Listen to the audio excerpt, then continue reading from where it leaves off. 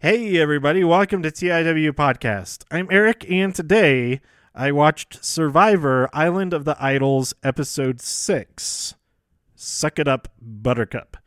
Spoilers ahoy if you haven't seen this episode yet and don't want to find out who won the challenges, who was voted off the island, all that kind of stuff, then stop listening to this episode and go watch this episode now. Because we're back on track with a great episode. I'm back into it.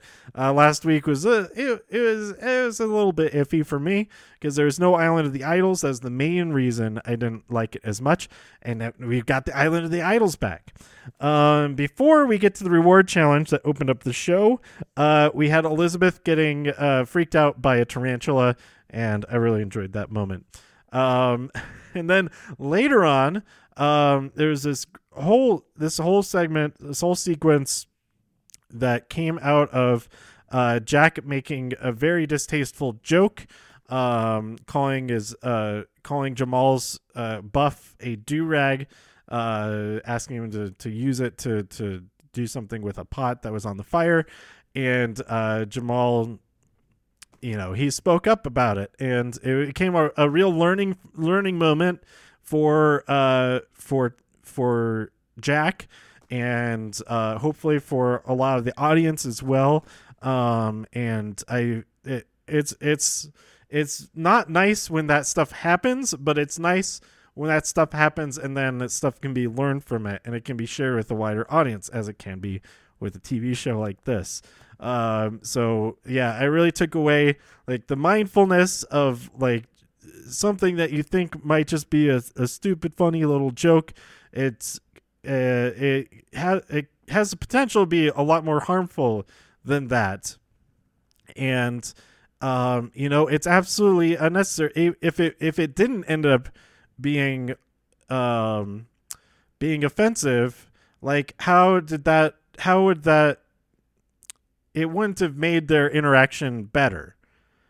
Even if it wasn't a negative, like, I guess what am I trying to say? I don't know. I don't think it's the same point that he was trying to say, but like being mindful of how you speak to others, and also coming from a place of privilege and all that kind of stuff that you may not even realize about certain things being offensive and all that kind of stuff. And there's a lot to learn from their interaction, and it was nice to see that it ended up being a positive experience between them and being a really good learning, like a learning experience, like on the screen there, and that could translate to the audience as well, and that was great. So yeah, let's get back to the challenges. So we had a reward challenge. That happened later on in the episode. I didn't write, because I just write like a thin timeline, and I was running out of space at that point because I took up way too much space writing Elizabeth Tarantula like a dummy. So I didn't write that part down, so I wanted to talk about it before I forget. So we had the reward challenge where they had an obstacle course sort of thing where they were carrying one person, and then that one person at the end of it operated a slingshot. So I think it was Aaron on one side, and who was on the other side doing the slingshot? I think Jamal was doing the slingshot on the other side. Maybe? I'm not sure. Oh, no, who was it? I didn't write it down, but Vokai won the challenge. They had to sit someone out, though, and that person didn't just sit out. They went straight over to Island of the Idols, and that person selected by Vokai was Elaine. So Elaine gets to meet Rob and Sandra. Rob has been working on this big Survivor mansion. He's had help. There's no way he's doing that by himself. He has some of the crew helping him, whatever. And he did have he had like 6 days of not doing anything other than just attending tribal council. He didn't have to coach anybody, didn't have to issue any challenges, none of that. So he could focus on the on the Survivor mansion. But anyway, Elaine goes there. She accepts the challenge without knowing anything about it, and the challenge ends up being getting an advantage that's tied underneath a table for during the immunity challenge. And it's like this whole situation.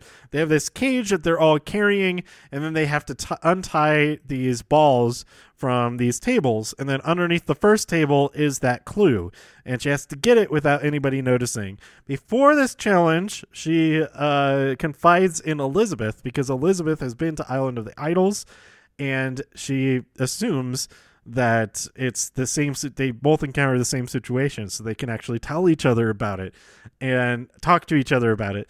And so I really like that alliance coming together. They're both former Lyro.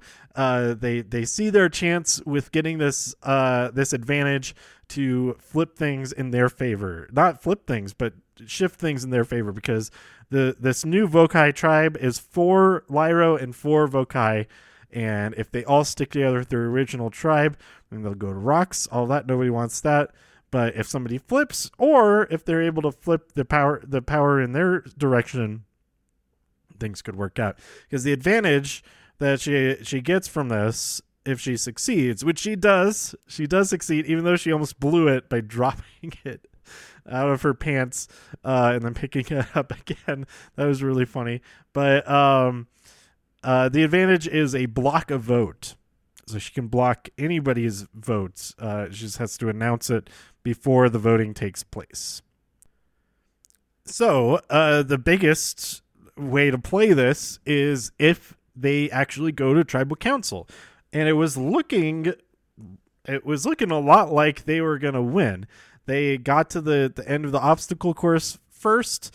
They got up to 4 of the 5 baskets filled, but then Lyro came back strong. Jamal got a bunch of the points, and then I think it was who grabbed the last point? It might have been Dean. It's either Dean or Jack. They grabbed the last point to get the win. And so that was very exciting for them. It's the first time Lyro has won anything since episode 2. Because they didn't win reward last week. They didn't win. Yeah, it's been a while. So great job for Lyro, and it's great news for Elaine as long as she gets her plan into action. Because currently, Elaine is the target. Aaron is planning on flipping on them, aligning himself with original Vokai, and just getting rid of cutting Elaine first. But Elaine brings all of them in, all of the original Lyro together, and tells them what's up. Says, I have a block of vote. I'm going to play it, and then we can get rid of whoever we want. And so it's unclear whether Aaron is going to stick with his original tribe or do this plan of switching on them, gaining their trust, all of that. But having this advantage in play, it's a game. It is literally a game changer. So going there during tribal council, she plays like before she has to. She says, I don't like rocks. I'm not going to draw rocks. So here's the deal. She pulls it out from under her shirt and says, all right, I'm playing this. I'm blocking Jason's vote. And then everybody goes and does the whispering and the things. I don't know why 2 people have to whisper at one person at the same time. That happened with Jason had, I think it was Tommy and Dan both whispering into one of them each to each ear. And how is that helpful for I don't know what they're trying to accomplish there. But the votes worked out. This wasn't a blindside, really. Like, as it was happening, it was like, okay, it's pretty obvious that he's the target now. It would be kind of weird if he wasn't the target. But it could be a legitimate strategy to not make him the target, because if they thought maybe he might have an idol, which he did not have an idol, But if he did, it could make him play it when the target was actually somebody else. But yeah, when I liked that Sandra is like started cracking up when Elaine said like "suck it up, Buttercup" before all this stuff happened, and she almost blew their cover. That was pretty funny. So Jason has his vote blocked. He doesn't go. He doesn't even get to go write a vote. Elaine gets 3 votes, and Jason gets 4 votes. So the original tribes stick together. Aaron sees that opportunity to stick with his original people, and Jason sees his opportunity to say, "Don't trust Aaron. Stay away from him. Get him out." Probably. So we'll see what happens with that. I feel like we're getting really close to a tribe swap. Not a tribe swap, the merge, because now we have 14 people left. It'll probably be after the next episode. Episode 8 is probably the merge. So they didn't hint at it at all in the preview. So I'm going to go with episode 8 will probably be the merge. But yeah, we will get more Island of the Idols next week. Elaine picked out of the bag who would be there from the other tribe. Who should it be from the other tribe? Who has gone there before? Let's see. The only person. Okay, let's see. Karishma. It could be her. Did she go before? I can't remember who went to. I'm trying to look through all my notes. I kept the notes a little bit different in each thing. Nora has gone there before. No, I don't think Karishma has gone there. But anyway, Jamal, he could go. It could be Janet, could be Jack, Nora, Kelly, Karishma, or Dean. Any one of them could be headed to Island of the Idols, and I mean, at least this episode that played into how Tribal Council went massively. Some other instances, it not so much, or it gave the person too much confidence, and then they end up getting blindsided. So, yeah, we'll see what happens. I'm excited. It's just another layer of the game that's making it all the more exciting for me anyway. So who am I still rooting for? I'm still rooting for Elizabeth. I think she's still one of my top picks. Tommy, I'm not sure anymore. He was just completely devastated by Jason getting voted off. So I don't.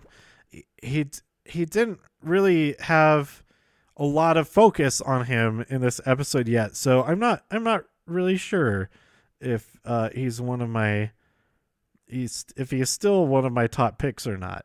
I'm just sticking with Elizabeth. Elizabeth all the way to the end. She's got a great friend in Elaine. I'm also rooting for Elaine a little bit. But if it's those two at the end as friends working together, just tearing through everybody else, that could be pretty exciting. But other stuff could be exciting too. I don't know. So that's it. That's all my thoughts, I think, for now. It pretty much covered everything. Yeah, I think that's everything. So that's it. Yeah, that's it for episode 6 of Survivor Season 39. Let me know what you thought about this episode by tweeting me at TIW Podcast. Go to tiwpodcast.com for more reviews. If you enjoyed this episode or anything else on the site, please share some links with your friends. Subscribe in iTunes, Spotify, Stitcher, YouTube, wherever you like to listen, and stay safe out there in all the infinite multiverses so I can see you next time here on TIW Podcast. Bye.